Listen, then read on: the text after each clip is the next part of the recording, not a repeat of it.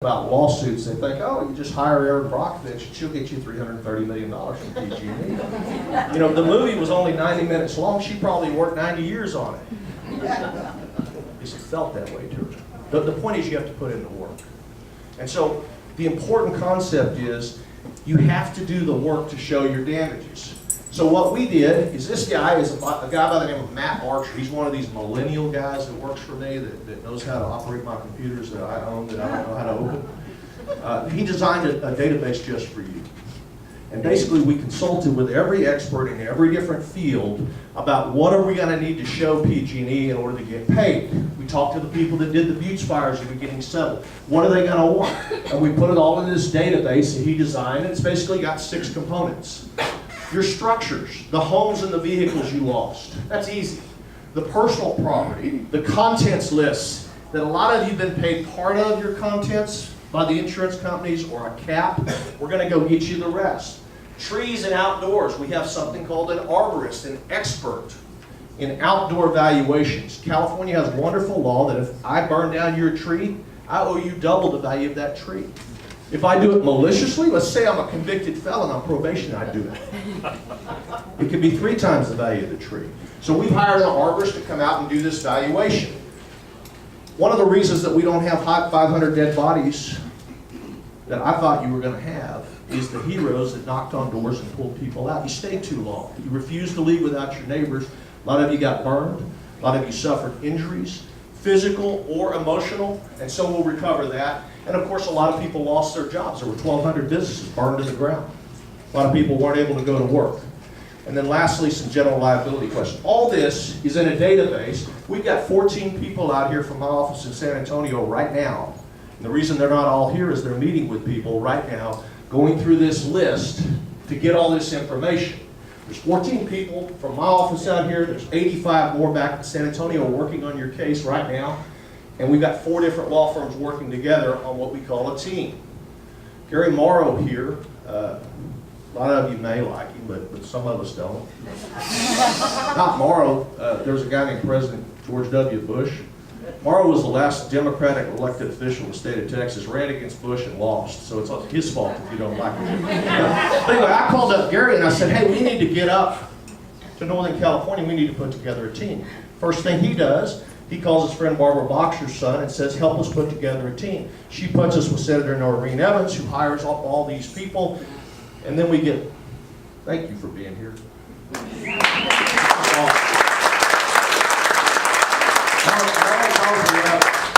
Carl calls me up. I don't remember what I was doing. I was back in Texas. Hey, what do you think about getting Erin Brockovich on our team? And I was like, damn, Skippy. Let's do it. You know, it's just a thrill. It's just a thrill.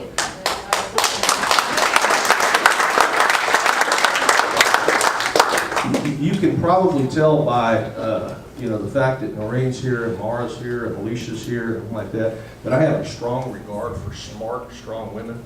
I was 10 years old when my mother was an elementary school teacher, and she said, I want to go to law school. And I watched her get on a plane 3 days a week and fly to law school with 4 kids at home. Okay?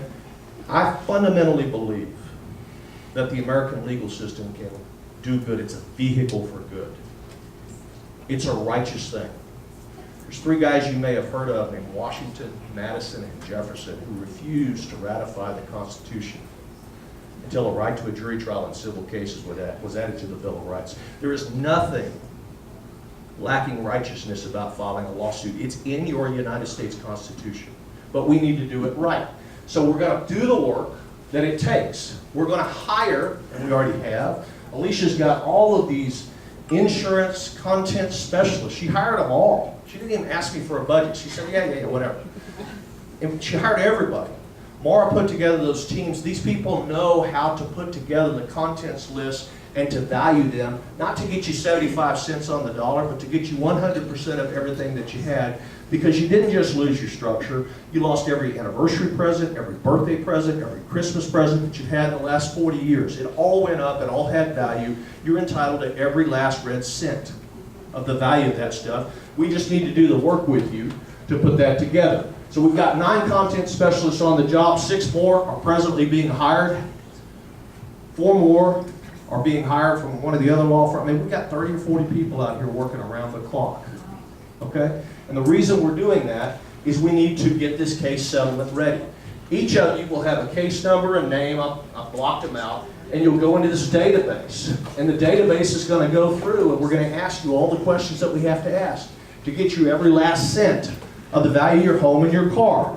Importantly, under California law, you are entitled to the cost to replace it if you have a present intent to rebuild. So we ask you a question about your intent to rebuild and your estimates. It's about 35% more than the value of your home.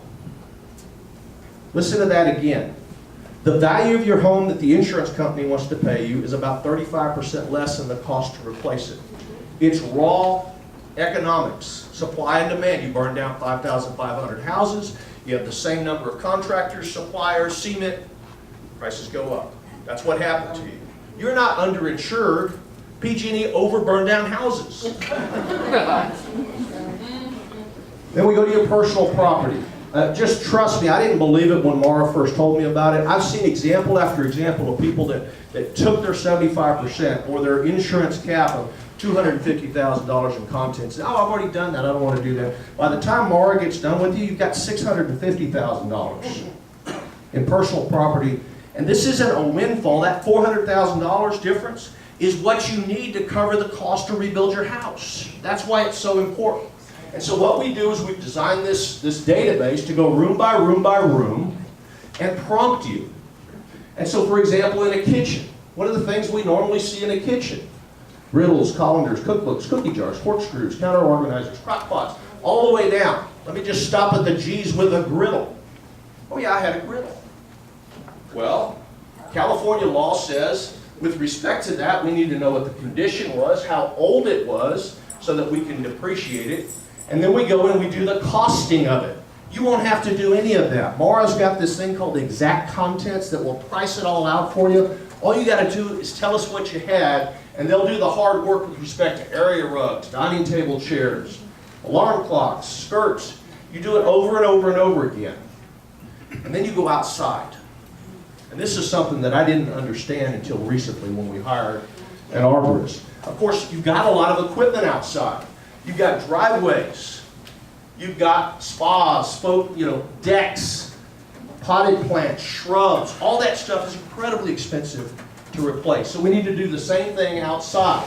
And we'll put it through, and we'll get everything and put the documents in. But here's the good part. You've got trees. That's why you live here. It's why you live here. California has the best law in the country about your ability to recover for the value of your trees. So we hired this gentleman, his name is John Brown, and he is an arborist. And he can tell you exactly what your lost trees were worth. How's he going to do it? Well, what he did for me is he said, hey, let me come out there and help you. And I said, well, I'll tell you what, I'll give you 10 addresses. We picked them arbitrary, just the computer picked them. And he came back and he said, okay, I'll do 10 of them for you to show you what I can do. To dumb it down, really what he does is Google Earth right now says this is your property, it's all burned up. We hired a high school kid to go take 5,000 Google Earth images from a year ago, and that's what it used to look like. And then John can use lasers and all this stuff to value the height, the width, the dimensions, the type of the tree. Then he takes it to the open market and tells me what the cost to replace it is. Okay? And he does it line by line. The stone on your patio, the concrete, the bricks, the gravel, the wood on your deck, the swimming pool, the outdoor buildings, whatever it is. And we go line by line through that, house by house, 1,000 times. Why do we do that? Well, the first 10 that he did, here's what he came up with, a total value of $1.995 million. Almost $200,000 a house. That $200,000 plus the $400,000 in the contents is the way you rebuild. That's why this is important. Injuries. Bodily injuries, we ask you about all the physical injuries. If you sustained a physical injury, usually a burn or an orthopedic injury when you're escaping, maybe you got treatment. We'll get those medical bills. We'll get the medical records to prove that up. Almost everybody here suffered mental anguish. The good Lord did not wire us to withstand a fight for our life while we're running on 2 minutes' notice from a 50-foot wall of fire. Now, I don't want to make anybody feel weak here. It's not weak.